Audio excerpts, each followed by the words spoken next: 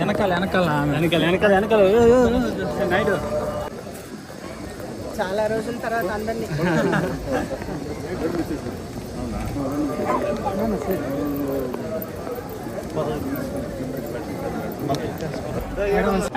ఈరోజు జన్మదిన సందర్భంగా నేను స్వామివారిని దర్శించుకోవడానికి వచ్చాను.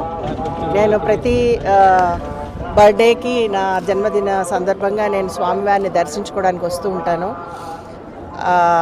ఆ స్వామి మన ఆంధ్ర ప్రజలకి, అలాగే ఆంధ్ర ప్రజలకి రాజధాని ఇవ్వాలని, ఆంధ్ర ప్రజలు సుఖంగా ఉండాలని, ఆంధ్ర ప్రజలు రైతులందరూ కూడా సుఖశాంతులతోటి ఆనందంగా ఉండాలని నేను మనస్ఫూర్తిగా కోరుకుంటున్నాను. ఈరోజు ఆ స్వామి కరుణ వల్ల, ఆ స్వామి ఇచ్చినటువంటి సౌభాగ్యం నాకు ఈరోజు ఆయన దర్శన భాగ్యం నాకు కలిగింది.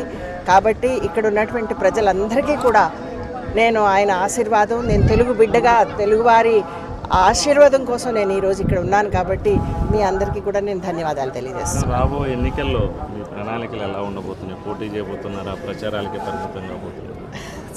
అంటే నేను ప్రస్తుతానికి భారతీయ జనతా పార్టీలో ఉన్నాను, బీజేపీలో ఉన్నాను నేను.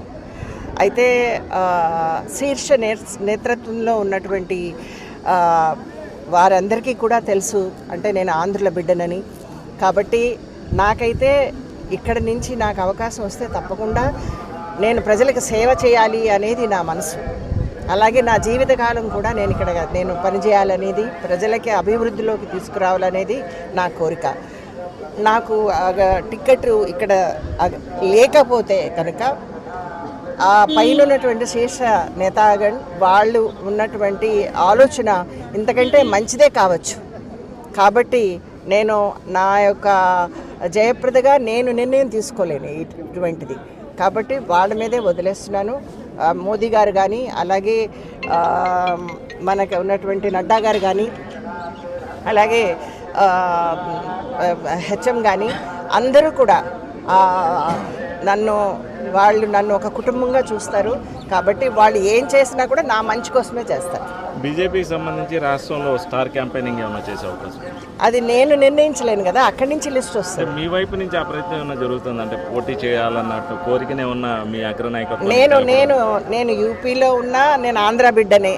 నేను ఇక్కడ ఉన్నా కూడా ఆంధ్ర బిడ్డనే. కానీ ఇక్కడ ఉన్నటువంటి నేను కోరుకునేది ఏంటంటే, ఎవరైతే రాజధాని తేగలరో, ఎవరైతే ఈ యొక్క ప్రజల యొక్క మనకున్నటువంటి ఆ యువకులకి, అలాగే మహిళలకి రక్షణ, వాళ్ళకి ఉద్యోగాలు, వాళ్ళకి జాబ్స్, అలాంటి ఇప్పుడు ఏదైతే వాళ్ళకి దిక్కుతోచని పరిస్థితుల్లో ఉన్నారో, మోదీ గారి వేవ్ నడుస్తుంది. కాబట్టి ఇస్ బార్ 400 పార్ ఆయన ఇచ్చినటువంటి ఈ యొక్క నారాని మనం అందరం తెలిసిందే. ఈసారి మోదీ గారు మూడోసారి కూడా ప్రధానమంత్రి గారు కావాలనేది మన కోరిక.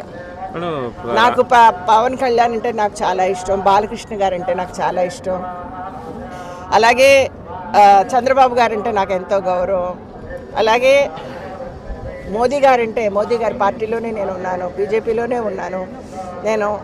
సో నాకు ఉన్నటువంటి ఈ యొక్క అనుబంధం ఇది ఎనలేనిది. మళ్ళీ వచ్చే జన్మకు కూడా ఆ స్వామి నన్ను ఆడబిడ్డగానే పుట్టించాలి. అంటే మీ మిత్రపక్ష నాయకులైనటువంటి పవన్ కళ్యాణ్ కావచ్చు, బాలకృష్ణ కావచ్చు, బరిలో ఉన్నారు. వాళ్ళ తరపునే మీరు ప్రచారం చేసే అవకాశాలు ఉంటాయి? వాళ్ళు పిలిస్తే తప్పకుండా వస్తాను నేను. అంటే వాళ్ళు ఇప్పుడు నేను పిలవని పేరెంటానికి రాలేను. సో నన్ను వేరే స్టేట్స్ కూడా పంపుతున్నారు. సో ఇక్కడికి నన్ను కనుక డెఫినెట్గా నన్ను స్టార్ ప్రచారకగా నన్ను ఇక్కడికి పిలిస్తే తప్పకుండా నేను ముగ్గురికి కూడా నేను రాజధానికి సంబంధించి కేంద్ర నాయకత్వం అంటే మీరే అధికారంలో ఉన్నారు, వాళ్ళ నుంచి ఒక స్పష్టత ఏమన్నా ఇప్పించే అవకాశం ఉంటుందా ఈసారి ఎన్నికల సమయం? చూడండి, అంటే ఒకసారి ఇప్పుడు ఎన్నికల సమయం, దీంట్లో వాగ్దానాలు చేయడానికి ఒక్క జయప్రద చాలదు. పూర్తి కోరిక ఏంటంటే మనకి ఆంధ్రప్రదేశ్లో ముఖ్యంగా కావాల్సింది ఒక రాజధాని. మన రాష్ట్రానికి రాజధాని లేదు, మన రాష్ట్రానికి స్టేటస్ లేదు. అది కావాలని నేను కోరుకుంటున్నాను. దానికోసం ప్రయత్నం చేద్దాం. ముందు మన ప్రజలు వాళ్ళు ధైర్యంగా మాకు ఇది కావాలి అని ముందుకొచ్చి ఏ ప్రభుత్వం అయితే మన ప్రాబ్లమ్స్ని సాల్వ్ చేయగలదో ఆ ప్రభుత్వాన్ని ఎన్నుకోమని మనస్ఫూర్తిగా కోరుకుంటున్నాను.